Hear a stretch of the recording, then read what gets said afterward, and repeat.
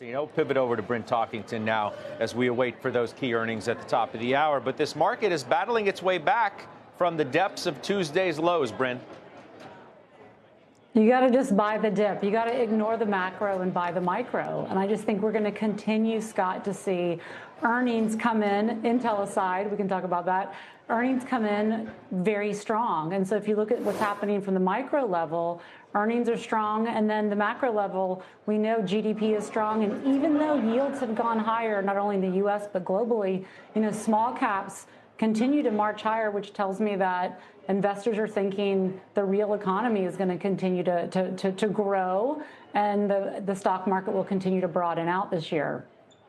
You haven't really loved the small caps, though. I haven't, recalled you coming on halftime and saying, hey, I'm buying the Russell because I believe in this move. What do you make of it? As I said, it's up 10% in this young year. Yeah, I mean, we've owned RSP, which we added almost 2 years ago from a broadening trade, waiting for the broadening to happen, because the equal weight is not equal, although it's equal by stock, it's not equal by sector. Financials and industrials are the two largest sectors. And so I felt that small cap, everything had to go right in the economy, and also rates for that to move. But you know what? Rates are moving higher and people are buying small caps. So we'll stay with RSP. I think that's more of a granny shot trade that I think has more durability if we do get some chop, later on the year, which I think at these multiples, I think volatility is going to be here to stay in 2026. It's not all rainbows and lollipops, though, Bryn, as we know. And that leads me to Apple, which I wanted to ask you about since you own the stock, which is just in a terrible run. When does it reverse?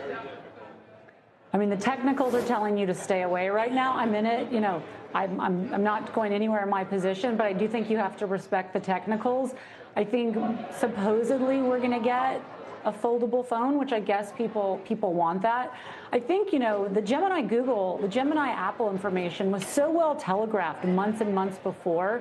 When they actually announced it, Apple nor Google even moved that day. And so I think it was just priced in. And so now we want to see, what is it going to look like? What is the new phone going to look like? So I think this stock will continue to, let's say, market perform. And, and so I'm going to keep it. I love the free cash flow that it has. But it's definitely going to be, it's a laggard right now when you look at pretty much every other sector.